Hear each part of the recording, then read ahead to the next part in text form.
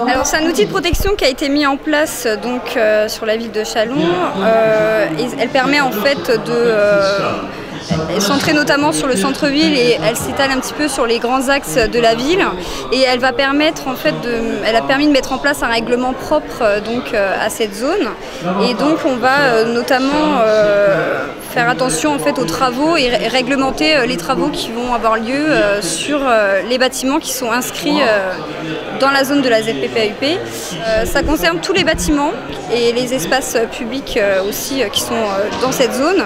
Donc ça peut toucher le particulier qui va vouloir faire des travaux sur sa façade, sur son bâtiment, mais aussi les devantures commerciales, les enseignes. Et donc on intervient sur tous ces domaines-là. Quand une personne va vouloir entreprendre des travaux sur sa façade ou sur son bâtiment, va venir au service déposer un dossier. Il peut prendre rendez-vous, on a un architecte conseil aussi qui est là pour conseiller les personnes sur les travaux qui sont possibles à faire ou non. Et on a aussi des aides municipales qui sont là pour aider les personnes qui souhaitent faire donc, des travaux dans l'intérêt patrimonial aussi, je dirais. Donc on va les aider à remplacer leurs fenêtres en bois, restaurer leurs portes d'entrée, à faire des ravalements sur des immeubles intéressants où on va avoir de la pierre ou des enduits à la chaux. La Fondation du patrimoine, c'est un label qui va permettre de défiscaliser toute ou partie de ces travaux. Donc ça peut être assez intéressant aussi de faire appel à eux quand on a des gros travaux, même des petits travaux, mais sur un immeuble qui serait important de conserver. Moi je suis donc le délégué départemental. C'est moi qui gère en un premier temps tous les dossiers. Qui va voir sur place ou qui reçoit des mails. Le premier informé de la situation, c'est moi-même. Je suis le premier à passer, le dernier à signer.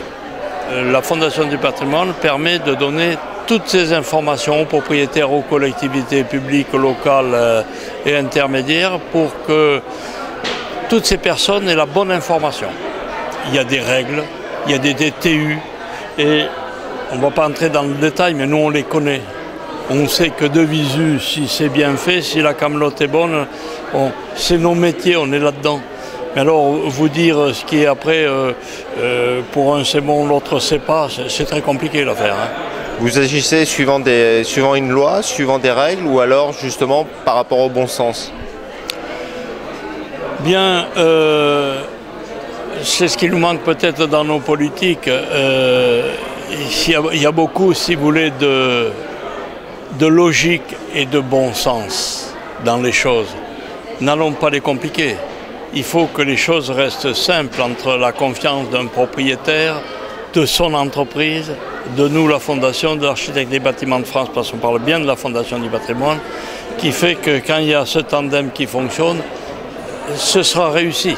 Il y aura une restauration de qualité et bien faite.